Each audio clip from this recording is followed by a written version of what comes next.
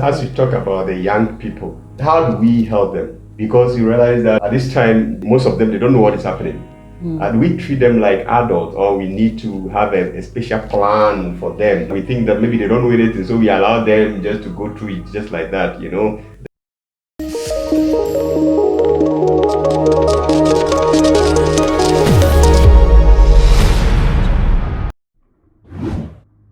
How do we help them? It depends on the maturity of these kids. You should go up to their level. Okay. Yes. By the level, I mean the way you speak to them, the language that you use should be something that they would understand. Okay.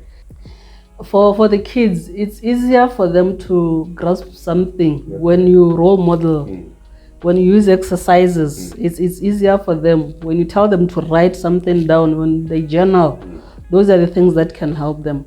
So we can tell kids to write what they are feeling. Their feelings. Okay. They can write their feelings down. They can write goodbye letters.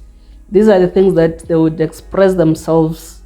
They can draw pictures, how they remember their loved ones and all that. So this is how we can help the kids. Yes. So I think with adults too is good. They can also do that. With they adults, can also yes. write your experience, Yes. Your experiences with Yes. the deceased, how you Yes. used to relate with the person. Yes. And the other time too, you were saying that it's also good to, as it were, celebrate the memory. Yes, we should How do we celebrate celebrate memories. their memories? It depends on how the rituals were being held when the person was alive. Okay. But it's encouraged that they should visit the graveyards. Okay. So that they have closure. Because if you don't go to the graveyards as often as possible, by the time that you go there, it triggers those memories. Even though grief is a cycle and is part of life, so you need to be familiar. You won't forget the person, but at least you'll heal. The feelings will subside, the sadness and all the anger. Yes. And also, people can celebrate their birthdays. Recall the birthdays of the person, how they used to celebrate it together. Yes. And then some people can also drink. They say we used to. Some people can drink. In fact, I experienced something.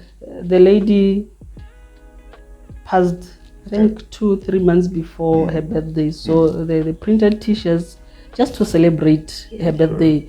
They bought flowers. They went to the graveyard.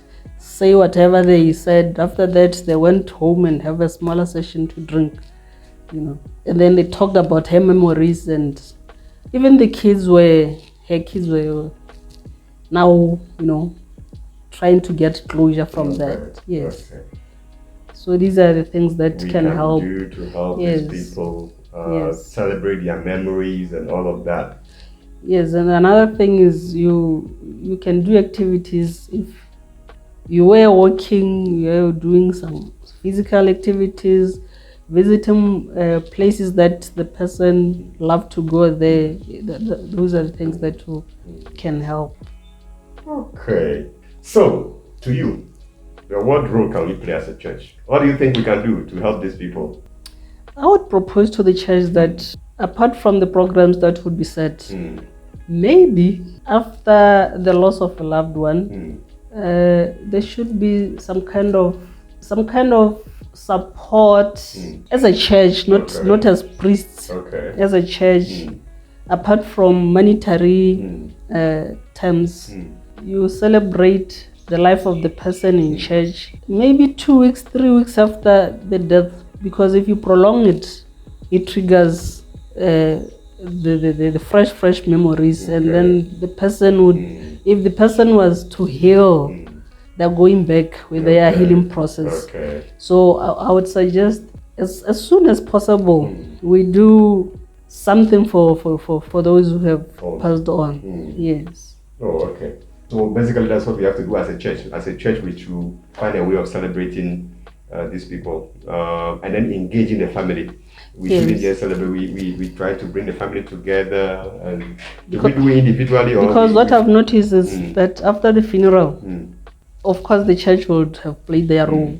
But after the funeral, we leave them. Yes, we don't even know how they feel. We don't even know how life is treating them. Yes. that is their loneliness, and that is why a lot of them now try to take something or relapse.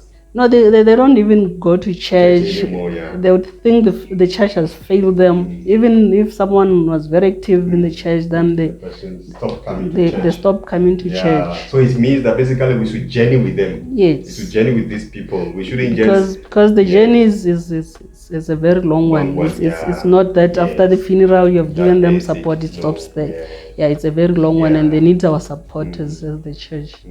So what happens when we leave these people, we don't attend to them? What happens? Will there be some future repercussion?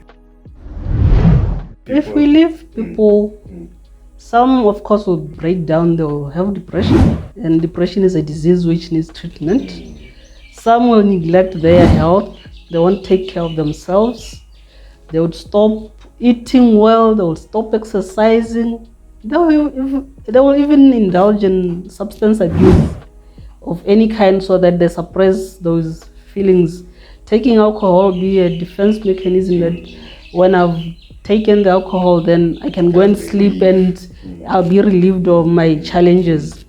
Because it's not only about losing a person, it's more than losing a person. So like I was saying, some would say I've accepted, but as the grieving process or the cycle goes on, something triggers and they go back.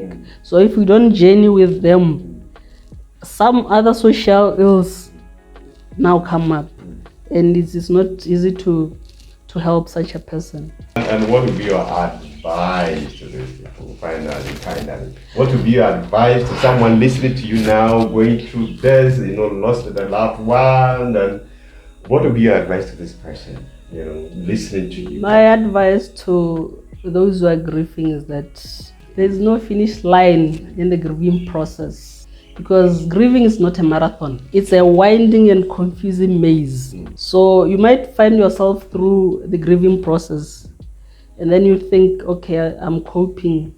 And if you don't do it correctly, you are going to go back to that same, and you won't heal properly. So I would suggest that if you are grieving, take your time to grieve anyhow you want to grieve, so that you can move on with the life. Like I said, you're not going to forget the person that you have lost, but with the grieving process, when you go through it with your own pace, then you're going to heal properly. And then the other advice is taking care of yourselves. You need to eat properly, you need to exercise, you need to meditate, do relaxation exercises, talk to people. If you need help, just talk to people, and then that's how you get through. Coming up next week, Wednesday. Capsule Talk Show comes your way every Wednesday. Watch out for our next episode. Thank you.